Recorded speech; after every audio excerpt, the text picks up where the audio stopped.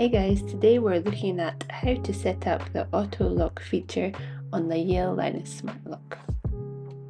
So as you can see here, at the moment when the door is closed, the lock doesn't automatically lock. So let's take a look in the Yale app and see if we can fix it. So if we have a look in the Yale app, you can see that it can connect to the door. And then if we look at the lock settings, you'll see at the bottom it shows lock is not found, so some settings are not available. And if you look down here at the automation, auto lock is off and it's grayed out. So it's really simple to set up. All you have to do is switch on the Bluetooth on your phone and have your phone near the lock.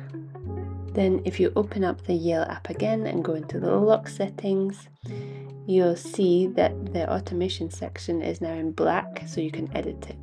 So if we click auto lock and auto lock enabled, you can adjust it here. Then you can set auto lock to be on an instant. So the moment you close the door, it'll lock, and then you just save changes. So now you can see on the summary page that under automation, auto lock is now instant. So if we try closing our door again, as it completely closed with the door sense, and you can see straight away the door locks. Hope that was useful, and if you have any questions, let us know down below.